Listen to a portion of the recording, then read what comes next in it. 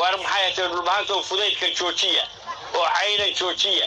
oo waliba Puntland maxay tahay joojiya caydeeda iyo maxay tahay waxaan maxay tahay laga shubayo media annaga og nin wala meeshu soo tagayo wuxuu taray annaga og wax Puntland baynu u baahnay Mareykankaynu u baahnay cid alla cidii waxaan tarashaynu u baahnay marka waxaan ninka leeyahay dani baa wuxuu saxay oo yidho ku ballan qaaday maamulka khaatumaanu taageerina sidii baa Puntland idin taageeraysa maxay tahay cidna aanay maxay tahay dabana joogi karin isugu markay degdegin hadalkaas Axmed Karaash wuxuu ka dhahay xafladii SSC Khaatumo ee xalay miidiyaha waxa aad ka wadaan joojiyo dhulbahanto fudaydka oo cayda Puntland joojiya waxaan rabaa inaan qodob ka dhaho ma dhulbahanta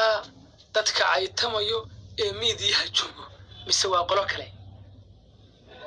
waliba cadeymaan soo bandhigi doona hal mar ila dhageysta qofkan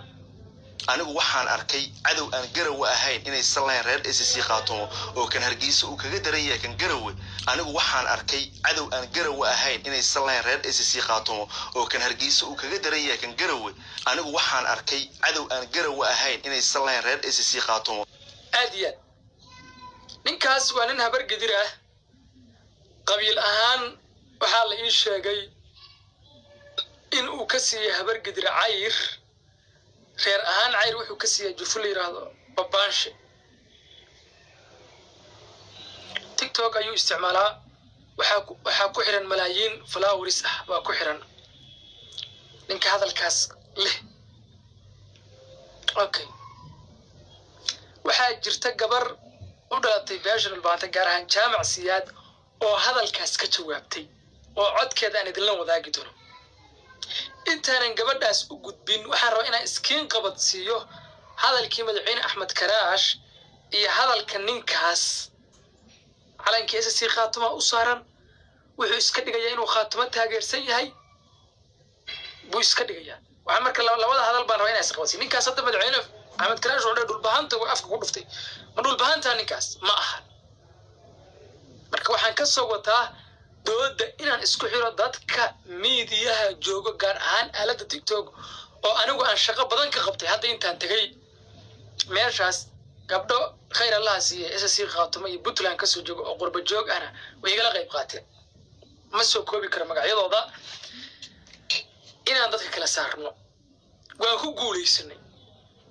in dadka xumaanta gudbinayo ee miidiyaha joogo gaar ahaan aalada TikTok aanu farta ku fiiqno markii dambe dadkii waxay noqdeen wax u shaqeeyo Xama Xasan Sheekh oo dana siyaasad ka dhexle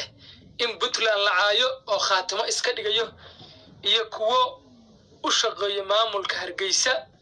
oo Puntland iska dhigayo oo Khaatumo caynayo iyo qolo saddexaad oo ninkan uu ka mid yahay oo iska dhigaya Khaatumo oo leh habar gadir baan nahayo maamulka SSC Khaatumo aan wax ku leenahay waa sax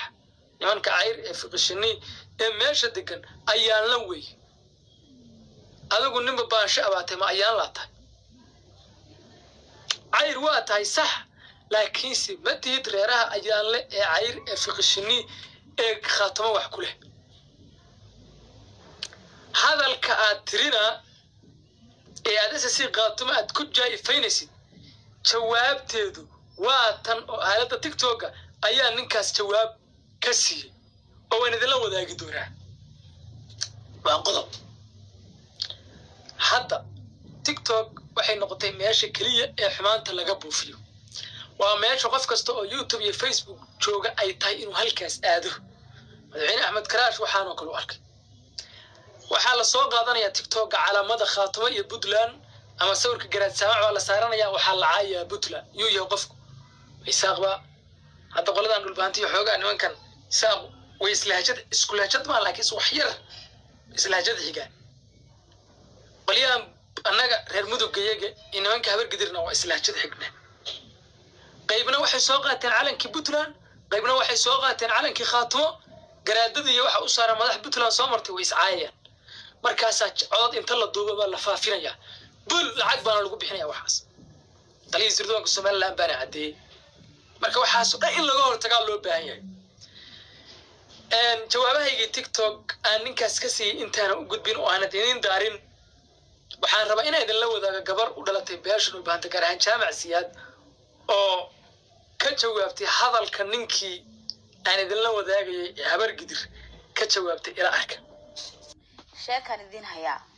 bariga lascano Somaliland joogtay ba waxaan laga dhaadhicin jiray jaamac siyaadka ay ku dhig jireen jaamac siyaadku waxaa idin nacab gaariyahanka hadii Somaliland tagtana wad isleenasaan baar samaada nacbadi Somaliland tagtana wad isleenasaan hadda sheekadii markii la arkay inuu dhulbahanta mid yahay oo isku duuban yahay ba hadda sheekadii waxaana laga gadayaa habar gidirtay isaaqo isku siyaasad sida aragteen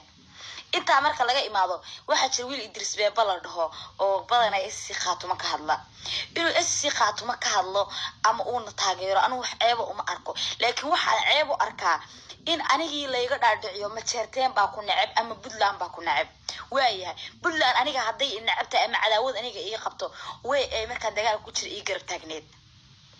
midda kale marka laga dhaadhicinayo qofkii walaalka ah baa ku nacab siyaasaddu way dhacdaa marka qaarna iska soo horjeesano laakiin nacayb reer hebel baa ku nacab dawlad macluum la gaabana marka adiga dhaadhicinaysa war waxaan anoo naaga aamin waayay inaad aamintaan baa ceeba idinka waraga midda kale nimanka reer baadiyaha iyo dadka reer baadiyaha ee jaahiliinta kaftanka aqoon ee meel laga keenay aan garanayn ee Idris Beeba dabada u dhaqaya adeer gacay Idris Beeba anigu mid baan ku haystaa Idris Beeba intuu halka maro ha caayo ma jarteen hiisku iska celinayaan laakiin anaga inuu dhex maro ma doonayeedi anagu iiga dhigo dadka cadow iiga dhigo war wax fahme oo siyaasadda barta aadiya hadalka gabadha dhamaysay